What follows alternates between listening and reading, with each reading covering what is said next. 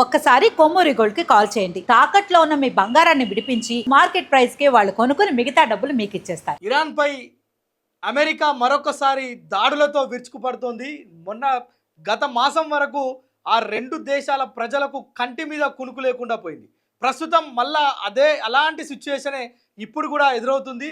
మొన్న ఏదైతే 2 రోజుల క్రితం స్విట్జర్లాండ్కు సంబంధించిన ఒక షిప్ని ఇరాన్కి సంబంధించిన సైన్యం మొత్తం కూడా భస్మం చేసిన నేపథ్యంలో ఇరాన్ పైన అమెరికా మరొకసారి ప్రతీకార చర్యలకు పాల్పడుతుంది. ప్రతీకార చర్యలు కాదు, ఒక రకంగా ఇరాన్కి సంబంధించిన మిలిటరీ క్షిపణులు ఏవైతే ఉంటాయో వాటన్నిటిపైన కూడా దాడులు చేస్తూ మొత్తం కూడా రణరంగాన్ని సృష్టిస్తోంది అమెరికా.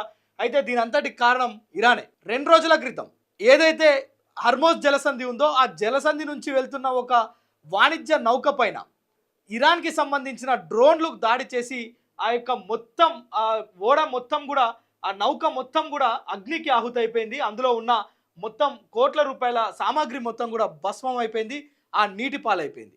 సో ఈ క్రమంలోనే ఇప్పటి వరకు ఏదైతే అమెరికా కావచ్చు, అటు ఇరాన్ కావచ్చు, ఈ మధ్యలో ఇజ్రాయెల్ కావచ్చు, ఈ ప్రాంతాలన్నీ కూడా కొద్ది రోజులుగా మనం చూస్తున్నాం. దాదాపు ఒక 3 నెలలుగా అక్కడున్న ప్రజలు ఎవ్వరు కూడా ప్రశాంతంగా లేరనే చెప్పుకోవాలి.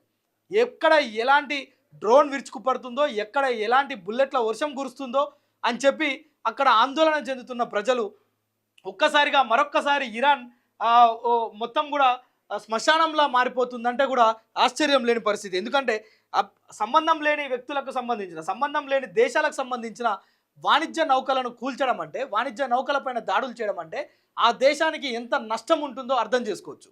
సో ఈ క్రమంలోనే ఇరాన్ పైన మరొక్కసారి అమెరికా ప్రతీకార చర్యలకు పాల్పడడమే కాకుండా మిలిటరీ స్థావరాలు మొత్తం లక్ష్యంగా చేసుకొని మొత్తం సెంట్రల్ కమాండ్ విరుచుకుపడుతుండడం మనం చూస్తున్నాం. దీంతో పాటు ఓవైపు అమెరికా ఏమంటుంది, సంబంధం లేని వ్యక్తులు హర్మోజ్ జలసంధి నుంచి, సంబంధం లేని స్విట్జర్లాండ్ లాంటి దేశాలు అక్కడి నుంచి నౌకాయానం ద్వారా వాళ్ళు వెళ్తుంటే వాళ్ళపైన విరుచుకుపడడాన్ని ఈ అమెరికా తీవ్రంగా ఖండించింది. ఈరోజు స్విట్జర్లాండ్ కావచ్చు, రేపు భారత్ కావచ్చు, రేపు మరొక రోజు ఇంకొక దేశం కావచ్చు. అమాయకమైన దేశాలను ఇలా ఉక్కిరిబిక్కిరి చేస్తే ఎలా అనేది అమెరికా వాదన. మరోవైపు ఇరాన్ ఏమంటుంది, ఈ దాడులకు అమెరికాతో పాటు ఇజ్రాయెల్ కావాలని చేసినాయి అంటుంది. కావాలని ఎందుకు చేస్తారు?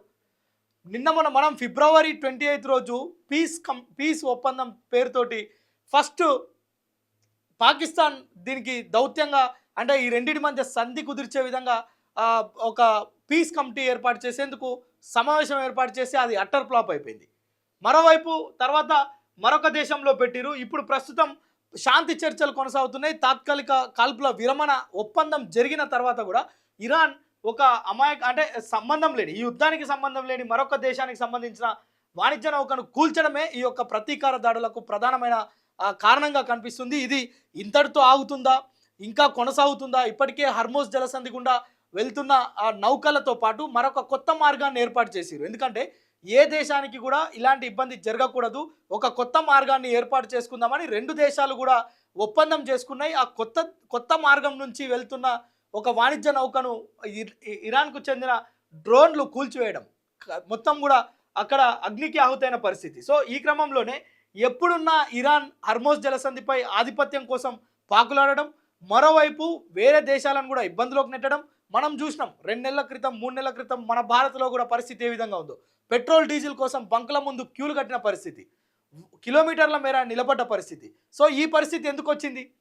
కేవలం అమెరికా ఇరాన్ మధ్య జరుగుతున్న ఈ దాడి కారణంగా హర్మోజ్ జలసంధి నుంచి రావాల్సిన, భారత్కి రావాల్సిన పెట్రోల్ డీజిల్ గ్యాస్కి సంబంధించిన నౌకలు రాకపోవడమే. అంటే అక్కడ జరుగుతుంది కనుక మనకు సంబంధం లేదా అంటే లేదు, ఖచ్చితంగా మనకు సంబంధం ఉంటుంది. ఆ ఎఫెక్ట్ మన దగ్గర పడుతుంది. అమీర్పేట లాంటి ప్రాంతాల్లో చాలా హాస్టల్స్ మూతపడ్డాయి. కట్టెల పొయ్యి పెట్టి వంటలు చేసుకున్న మహిళలు ఉన్నారు. వాళ్ళని అడిగితే తెలుస్తుంది దాని ఎఫెక్ట్ ఏంటనేది. సో మరొకసారి ఇరాన్ ఇలాంటి కవింపు చర్యలకు పాల్పడితే అమెరికా చూస్తూ ఊరుకోదని ఇప్పటికే ట్రంప్ ఆల్రెడీ మనం కొన్నిసార్లు అమెరికా అధ్యక్షుడు డొనాల్డ్ ట్రంప్ కొంత పిచ్చోన్ చేతిలో రాయి ఉన్నట్లుగా వ్యవహరిస్తాడు అని మాట్లాడుకున్నప్పటికీ కూడా ఇతర దేశాలకు, ఏదైతే వాణిజ్యపరంగా ఇతర దేశాలకు ఇబ్బంది కలిగినప్పుడు ఖచ్చితంగా అగ్రదేశం అమెరికా అధ్యక్షుడు డొనాల్డ్ ట్రంప్ స్పందిస్తాడు అనేది ఇప్పుడు లేటెస్ట్గా మనకు అర్థమైపోయింది. సో ఇప్పుడు ఇరాన్ పైన ప్రారంభమైన ఈ యుద్ధం ఇది 2.0 కావచ్చు. సో ఈ 2.0 ఆగుతుందా? ఈ ఇరాన్కి ఒక్కరికే ఇబ్బందా? పక్కనున్న ఇజ్రాయెల్ కావచ్చు, ఆ పక్కనున్న చిన్న చిన్న గల్ఫ్ కంట్రీస్ కావచ్చు, అరబ్ దేశాలు కావచ్చు, ఇవన్నీ కూడా తీవ్రమైన సంక్షోభాన్ని ఎదుర్కోవాల్సిన పరిస్థితి వస్తుంది. సో ఈ యుద్ధం కొనసాగుతుందా, ఈ కాల్పులు ఈ రోజుతో ఆగిపోతాయా, లేకుంటే ఇది క్యారీ ఫార్వర్డ్ అయ్యి రేపు ఇంకా ఎల్లుండి ఇలా దాదాపు ఒక 3 నెలల నుంచి జరుగుతున్న ఈ యుద్ధానికి ఇప్పటికి కూడా ఫుల్ స్టాప్ పడకపోతే మరొక్కసారి కూడా పెట్రోల్ డీజిల్తో పాటు ఇతర దేశాలపై మనం ఏమైతే ఆధారపడి ఉన్నామో మన దేశం పైన ఇతర దేశాలు ఏవైతే ఆధారపడి ఉన్నాయో ఈ హర్మోస్ జలసంధి గుండా వెళ్లాల్సిన నౌకలు కనుక వెళ్ళకపోతే తీరని ఇబ్బంది, తీరని లోటు సంభవిస్తుంది అనేది విశ్లేషకులు చెప్తున్న మాట. సో ఇప్పుడు అమెరికా ఇరాన్ పైన చేసిన దాడిని మీరేమంటారో కామెంట్ ద్వారా తెలపండి.